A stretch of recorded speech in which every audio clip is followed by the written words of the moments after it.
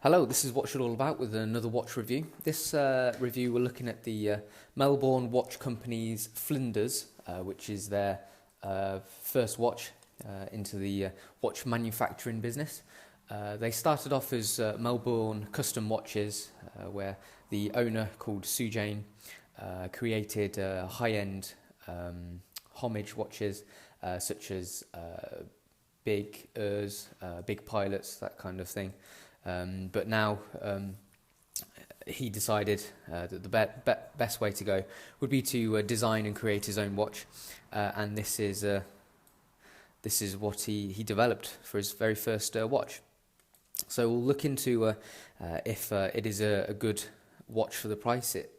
It's around £285, which is 525 Australian dollars, because obviously he's based in Melbourne, so that's what the actual price is. So we'll have a look to see if it is a good watch for that price.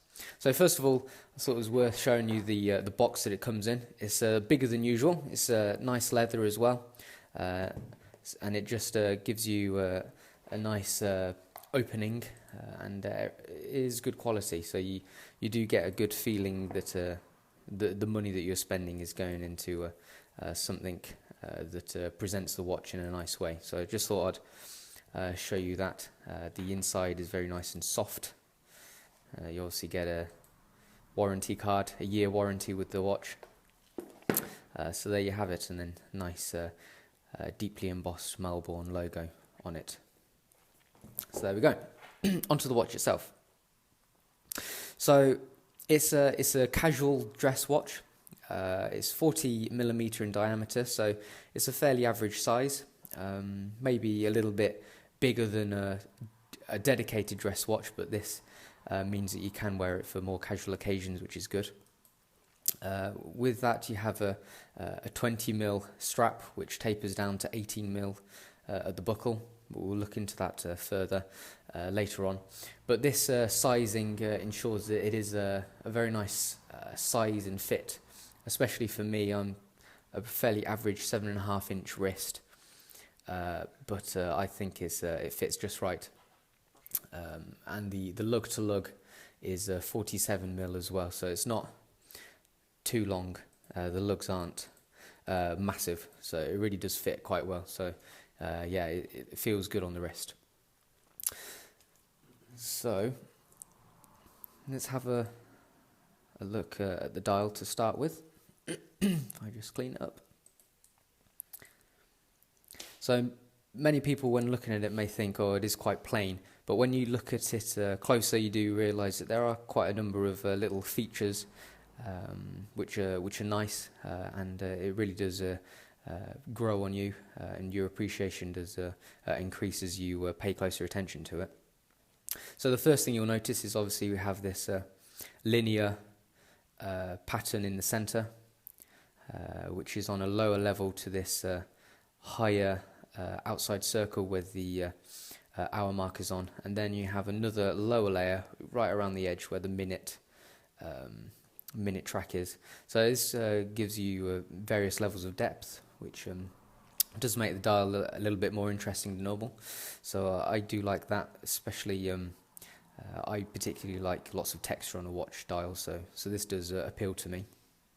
In addition to this, in the centre you will notice that we'll look into this closer when I get the macro lens on, but you'll see that the logo and the Flinders are on little plaques, so they are on a higher level than the pattern section, which is a nice little touch as well, which gives an extra layer of depth as well.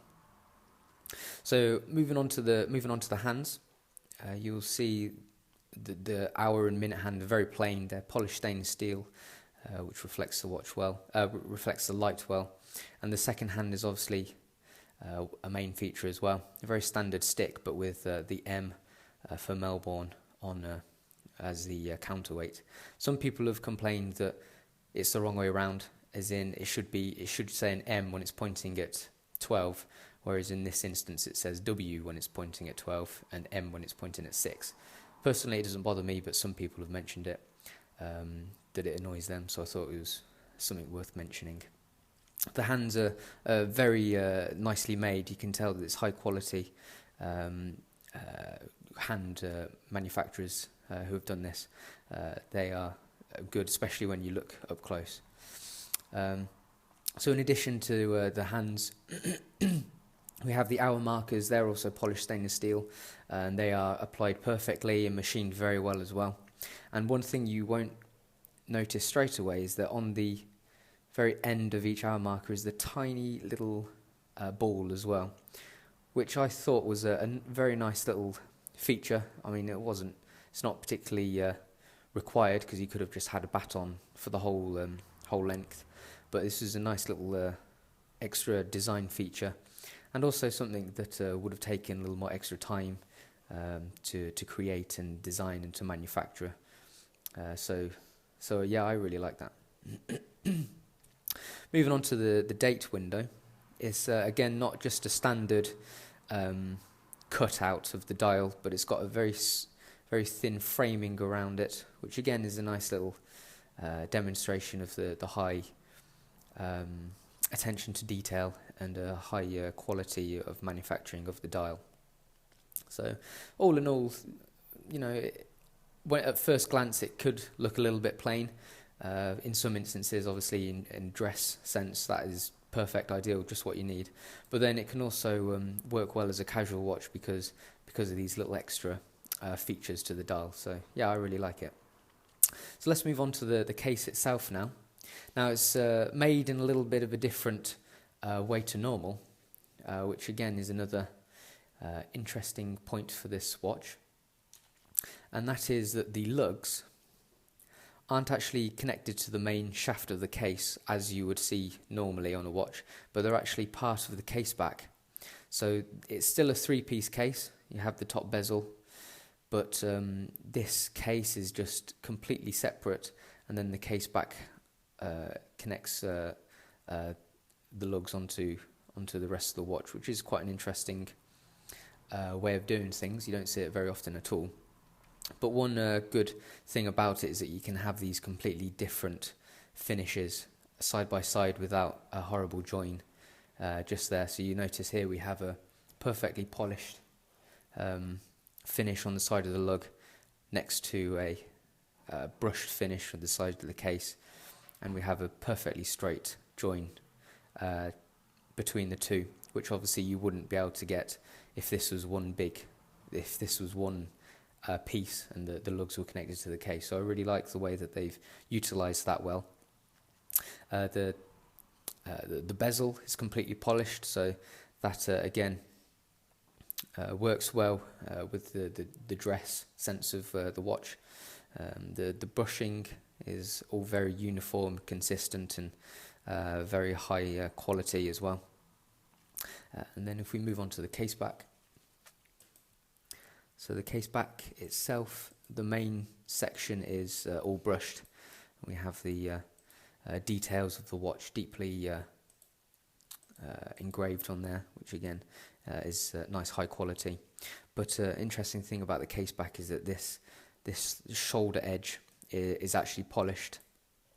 So again, it shows that a lot of time and effort has been put into getting these two finishes right next to each other. You'd think they wouldn't bother with that and just do the whole thing brushed or polished, but no, they've put the time and effort into separating them, which creates a nice little contrast between all the different finishes when you look at it from side on.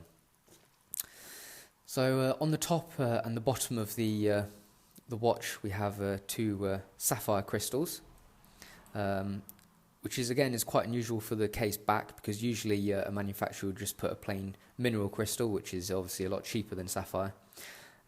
But Sujane explained that he wanted this watch to be a very high quality watch that you'd be proud to wear, and this is why he put a sapphire crystal on the case back, which is great. So kudos to him for doing that. On the top sapphire crystal, we have a very nice sapphire anti-reflective coating on the underside, which works very well, reducing any reflections in a very good way. You don't notice it too well because it is quite clear. So obviously it does a good job, but you'll notice that it's working well, trying to get rid of that reflection there, and there's a tiny blue hue. So yeah, it is a very good layer of anti-reflective coating, and it's on the underside, so it's just a single coating there. So the movement itself, as you can see,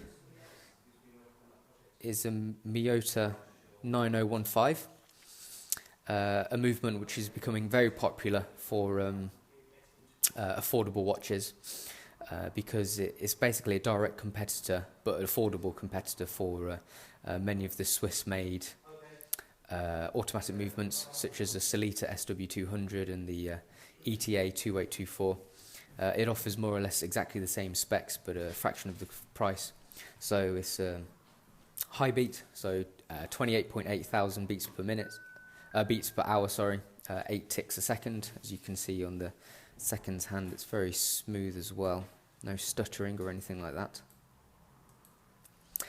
You can hack it and you can hand wind it, and it gives you about 42 hours power reserve as well. It's not the most beautiful movement, but I do like it. I think it's quite industrial and it suits the style of this watch very well.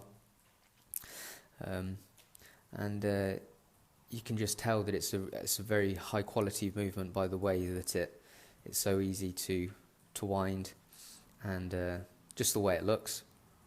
And also when you're setting the time and date, it really does feel high quality and solid in the hand, because usually movements can feel a bit flimsy if they're not the best. So the 9015 is definitely a great choice for movement for the Melbourne Watch Company Flinders. So they've done a good job with that. Okay, moving on to the leather strap. It is genuine leather, but it does feel like it could be higher quality, personally. Obviously it does the job very well, but I just think it could be a little bit softer. It feels a little bit, I don't know, a tiny bit fake, but obviously it's not, but it's just shows that it's not the highest quality leather. However, I am very impressed with the clasp. If I show you here, it's an unusual design. So you have this big bulge here, housing the Melbourne logo, which again is deeply etched, which we'll have a look at later on. And it's all polished. It's very well machined, and you can tell that it's a great buckle. So they've done a good job with that. Okay, so just one last thing, forgot to mention the crown. The crown is a push-pull crown, so you can pull it out like that, then you can set the time. I do think it's a little bit on the small side in relation to the rest of the watch. It does look a little bit out of ratio with the rest of the watch. So personally, I would have preferred it to be a little bit bigger. But again, it's very well machined. It's got deep grip. It's all polished, and then we have the Melbourne logo etched deeply on the end as well. It's also a little bit hard to pull out because there isn't really anything to grip onto, so you've just got to really grip it hard with your nails and get your fingernails underneath it to pull it out. So that's another thing that it could be slightly better on. Okay, so let's just put the macro lens on, and we'll have a look at it under closer examination.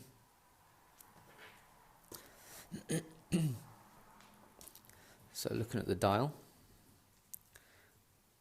see the little plaque for the logo. I do think the printing could have been a little bit finer and more accurate. If we look at Flinders, see I think the font weight is a little bit too thick and it looks a bit smudgy. So if they had chosen a thinner font, I think it would have printed a bit better. There's the M on the second hand. And there's the minute hand. You can see it's very, very well machined, very nicely finished.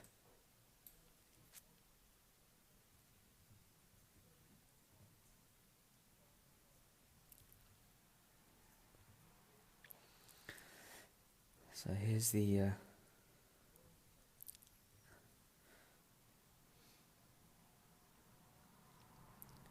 there's the hour markers with the baton and then the tiny ball on the end, which is a great little touch. I really like it.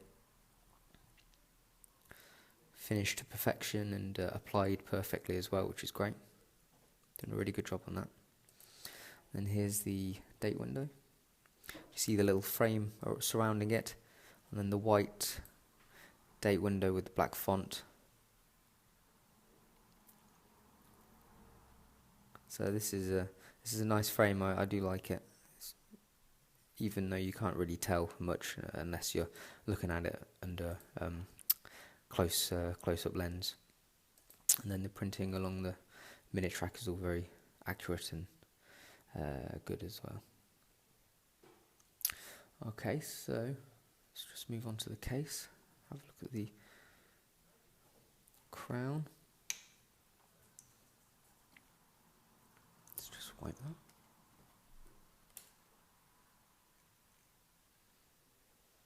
The logo deeply etched on the end there. And then we have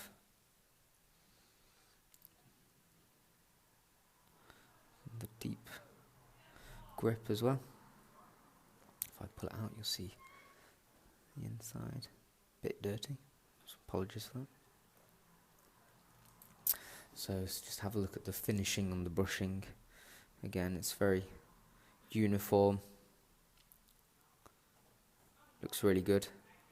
And the polishing is spotless as well.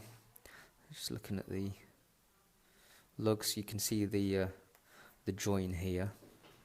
So you'll notice the bottom of the lug is actually connected to the case back, and then we have that seam along the side, showing that it's not connected to the case at all. So that shows that nicely. Then we move on to the case back. Case back is held in by screws rather than being a screw and case back. Here's the cheeky little serial number on the top corner as well, which is nice. Little feature, I think. And all these engravings are nice and deep as well. And then we have the movement. Very nicely finished and looks good and industrial.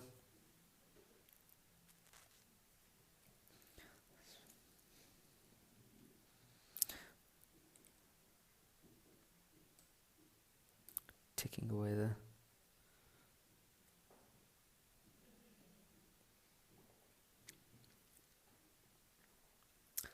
And then we just have a look at the buckle.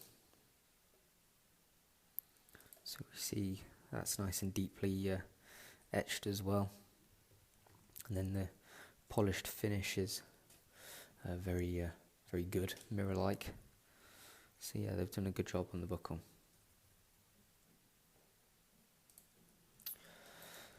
Okay. Just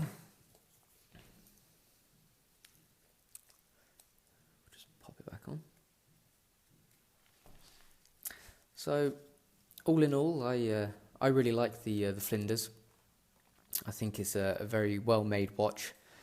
The only two things that I am particularly bothered about is the strap that it comes in straight out of the box.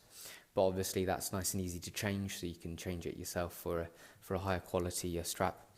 And then the slightly out of proportion crown, but that's just a personal preference. I would personally prefer it to be a little bit bigger to match the rest of the watch. But all in all, it is a very well made watch, great spec, obviously with the high caliber. The high beat Miyota movement and the sapphire front and back crystals, the year international warranty, and just the way that the case is made is really impressive, and they've done a really good job on the high quality feel of the watch and the buckle as well. So yeah, I would personally recommend it, especially if you like this crossover design of being a casual and dress in the same watch. It would prove to be very versatile. You'd be able to wear it with a suit, but also just with your jeans and t-shirt as well. Okay, so that was a review for the Melbourne Watch Company's Flinders, and that's what it's all about.